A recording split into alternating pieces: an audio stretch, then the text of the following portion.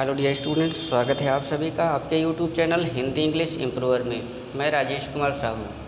Dear students, आज इस video में हम कक्षा 10 के छात्रों के लिए काव्य सौंदर्य के तत्व शीर्षक के अंतर्गत रस, छंद, अलंकार जिनकी परिभाषा और उदाहरण बताने की कोशिश की जाएगी, तो जो कि यूपी बोर्ड की परीक्षा में 12 अंक से संबंधित होते हैं।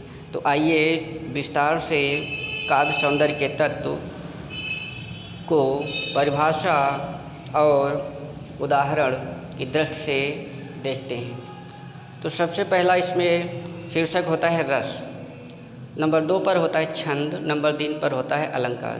तो इन 3 शीर्षकों को काव्य सौंदर्य के तत्व के अंतर्गत परीक्षा में पूछा जाता है, जो कि प्रत्येक शीर्षक 4-4 अंक का होता है। तो सबसे पहले हम रस देख लेते हैं। तो रस का अर्थ होता है निचोड़, अर्थात किसी काव्य को या कविता को पढ़कर, सुनकर या किसी नाटक को देखकर मन में जो आनंद उत्पन्न होता है उसे रस कहा जाता है। और रस के मुख्य रूप से 4 अंग होते हैं, जिसमें अस्थायी भाव, विभाव, अनुभाव और संचारी भाव सम्मिलित होते हैं। तो सबसे पहले अब देखते हैं कि रस कितने प्रकार के होते हैं। रस कुल मिलाकर के 10 प्रकार के होते हैं, जिसमें से हाई स्कूल के पाठ्यक्रम में सिर्फ 2 रसों को सम्मिलित किया गया है। लेकिन इस वीडियो में हम 10 रसों के नाम और अस्थायी भाव बताने की कोशिश करेंगे। तो आइए देखते हैं। नंबर 1 पर होता है श्रृंगार रस, और इसका अस्थायी भाव होता है रति अर्थात प्रेम। नंबर 2 पर होता है हास्य रस, इसका अस्थायी भाव होता है हास। और नंबर 3 पर होता है करुण रस, इसका अस्थायी भाव होता है शोक अर्थात दुख। नंबर 4 पर होता है रौद्र रस, और इसका अस्थायी भाव होता है क्रोध। नंबर 5 पर होता है वीर रस, इसका अस्थायी भाव होता है उत्साह। नंबर 6 पर होता है भयानक रस, इसका अस्थायी भाव होता है भय। नंबर 7 पर होता है अद्भुत रस,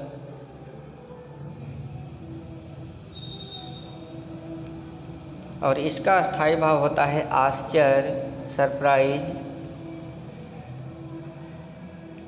नंबर 8 पर होता है विभत्स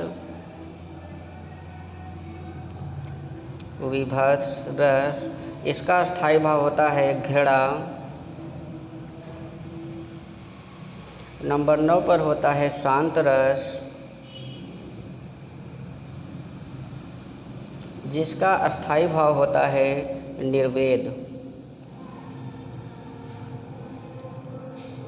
अर्थात जहाँ पर किसी काव्य को पढ़कर या देखकर किसी भी प्रकार की हंसी, क्रोध, गुस्सा, भय, आश्चर्य, घृणा कुछ ना प्राप्त हो, तो वहाँ पर शांत रस होता है। नंबर 10 पर देख लेते हैं।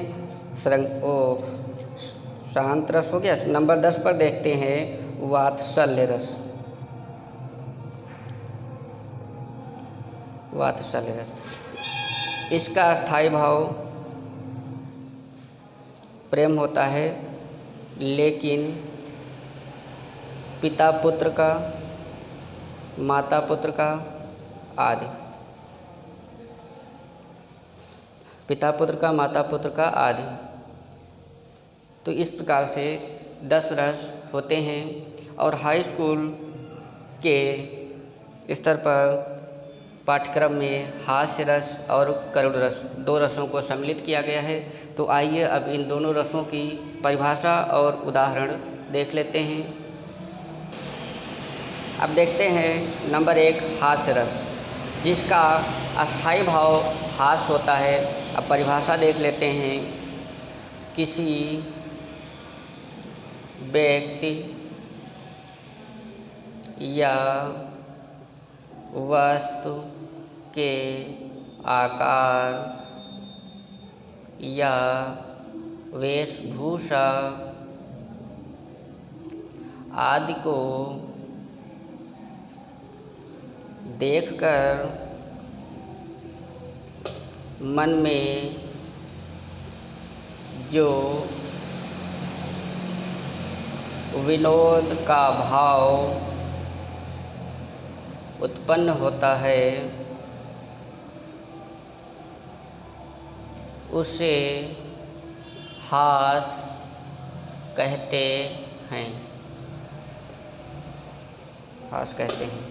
यही हास्य नामक अस्थायी भाव जब विभाव, अनुभाव तथा संचारी भाव के संयोग से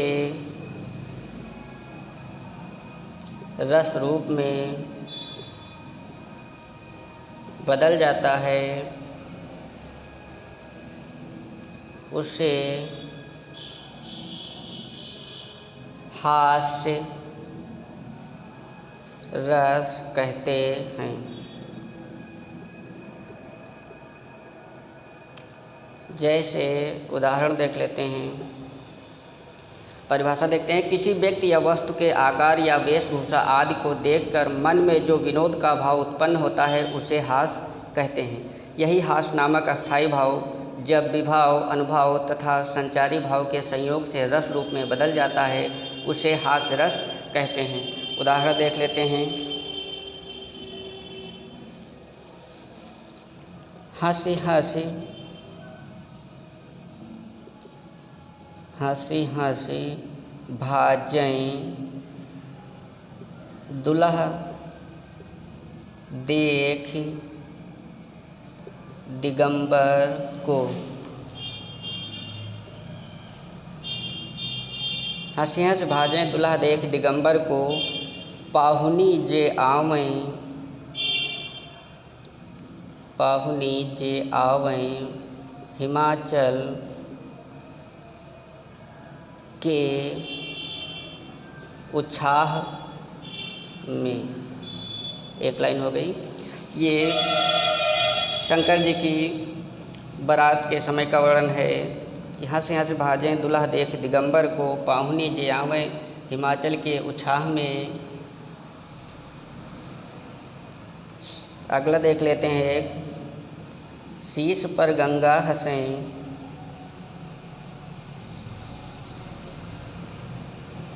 शीश पर गंगा हंसें भुजन में भुजंगा हंसें।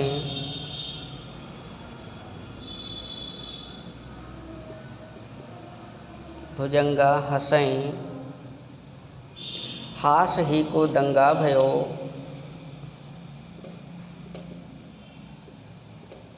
दंगा भयो नंगा के विवाह में।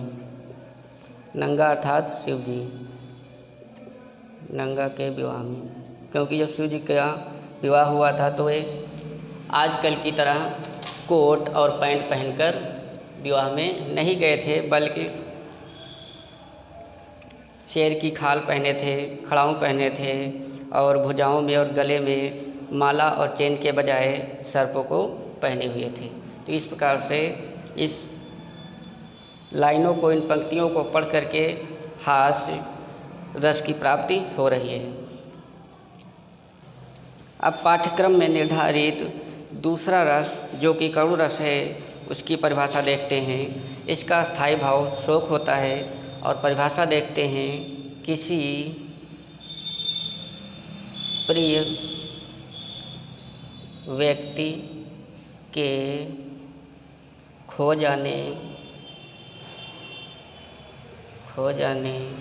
अथवा प्रिय वस्तु के नष्ट हो जाने से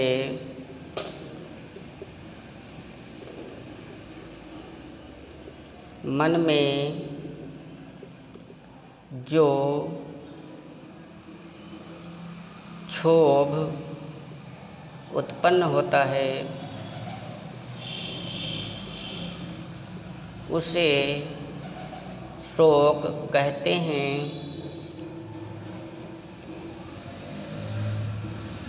हैं।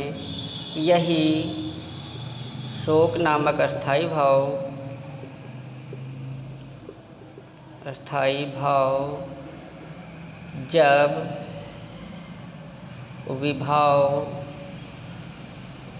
अनुभव तथा संचारी भाव के संयोग से रस रूप में बदल जाता है, उसे करुण रस कहते हैं। जैसे उदाहरण देख लेते हैं। अब ऐसी पंक्तियों को लिखना होगा जिनको पढ़ करके मन में क्षोभ उत्पन्न हो अर्थात दुख उत्पन्न हो। तो आइए ऐसी ही कुछ लाइनें लिखते हैं। जैसे शोक विकल सब रो वहीं रानी, रूप शील बल तेज बखानी।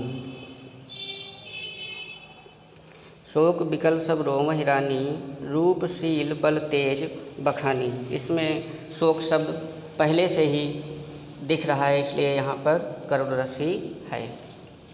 अब एक और उदाहरण देख लेते हैं।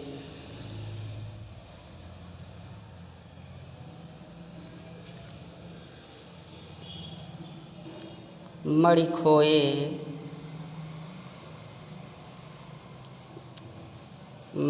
खोए भुजंग सी जननी, फन सा पटक रही थी शीश। मणि खोए भुजंग सी जननी, फन सा पटक रही थी शीश। अंधी आज बनाकर